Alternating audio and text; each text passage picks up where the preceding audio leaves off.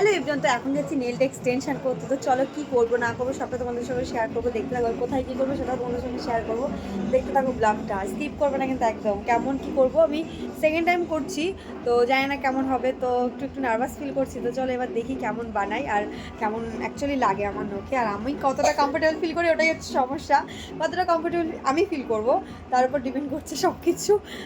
এত কাজকর্ম, তার মধ্যে নেল বড় করে যে কাজকর্ম করতে পারবো কিনা সেটা নিয়ে একটু টেনশন হচ্ছে আমার। যাই করে তো নেই, তারপর দেখছি আগে। হ্যালো এভরিওয়ান, তো দেখো এখন নেল এক্সটেনশন করতে চলে এসেছি, তোমাদের যেমন বলেছিলাম। তো কেমন কি নেল করবো সেটা তোমাদের পরে আমি দেখাবো ভিডিওতে। আর অসুবিধা নেই।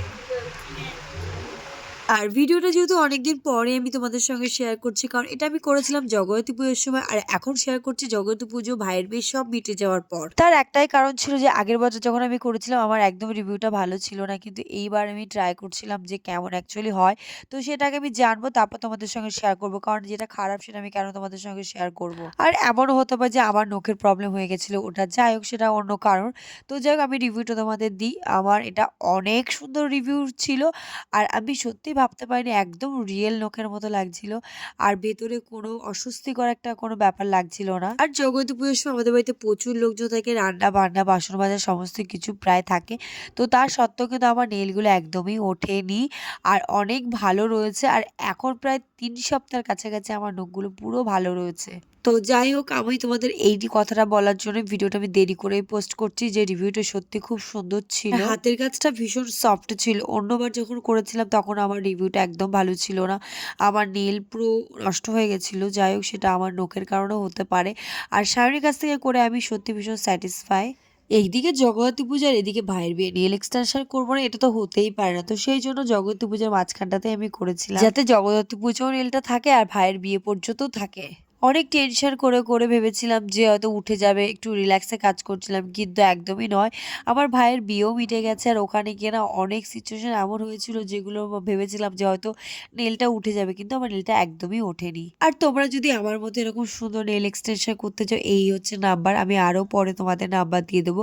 কোথায় কি করেছিলাম সেটা তোমাদের সঙ্গে আমি শেয়ার করে দেবো। ব্লগটা স্কিপ না করে অবশ্যই দেখতে থাকো। আর বলবো যারা আমার চ্যানেলটিকে এখনো সাবস্ক্রাইব করো, অবশ্যই চ্যানেলটিকে সাবস্ক্রাইব করে পাশে বেল আইকনটা ক্লিক করে দিয়ে আমার ভিডিও সব নোটিফিকেশন তোমাদের কাছে খুব জলদি চলে যায়। আর যারা এরকম নেল এক্সটেনশন করতে চাও অবশ্যই শায়নের সঙ্গে কন্ট্যাক্ট করে নিতে পারো। আমি এটা বোর্ড করে দিচ্ছি একটু, কারণ এই কারণেই করছি যে ওর হাতে কাজে আমি ভীষণ সন্তুষ্ট হয়েছি, আর আমার ভীষণ ভালো লেগেছে।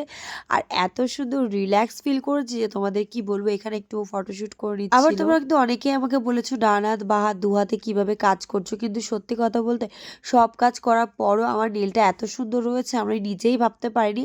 আর এত সুন্দর থাকবে সত্যি এটা আমরা নিজেরাই জানতাম না। এটা পুরো আমার ১ মাস হতে গেল, এখনো অনেক ভালো রয়েছে। রিভিউটা তোমাদের আমি দিচ্ছি। আর আজ যেমন তোমাদের আমি বলছি যে ১ মাস আমার প্রায় হাতে রয়েছে, আর যেদিন উঠবে নখগুলো সেদিন আমি তোমাদের সঙ্গে শেয়ার করবো ব্যাপারটা। তো দেখো আজকে আমি এসেছি সায়নী নেল আর্টের কাছে, মানে সায়নীর কাছে। তো ওর হাত থেকে আমি এটা করেছি, ভীষণ সুন্দর ফিনিশিং, আর খুব তাড়াতাড়ি করে দিয়েছে, কিন্তু কাজটা ভীষণ ফিনিশিং হয়েছে, স্মুথলি লাগছে, মনে হচ্ছে না ফার্স্ট ফার্স্ট মনে হচ্ছে রিয়েল নখ, মানে এতটা সফট আর এতটা ভালো লাগছে। আর এটা হচ্ছে ডিজাইন কেমন লাগছে একবারে দুটো কাজ কমপ্লিট করে ফেলবো। একবার নেল এক্সটেনশন করেছি, ভাইয়ের বিয়ে, জগদ্ধাত্রী পুজো, দুটোই কাটিয়ে নেবো। অনেকটা রাত হয়ে গেছে, এবার বাড়ি গিয়ে রেডি হয়ে আবার বেরোবো আমরা। আর আমার নেলের ডিজাইনটা তোমাদের কেমন লাগলো অবশ্যই জানিও। বিয়ে বলে রেড করেছিলাম, আর যেহেতু বিবাহিত আমি সেহেতু রেড করেছিলাম, তোমরা অন্য চাইলে অন্য কিছু করতে পারো। এই যে আমরা আবার বেরিয়ে পড়েছি, কেমন লাগলো ভিডিওটা অবশ্যই জানিও। আর আমার নেলটা কেমন হয়েছে সেটা কিন্তু অবশ্যই কমেন্ট সেকশনে বলো।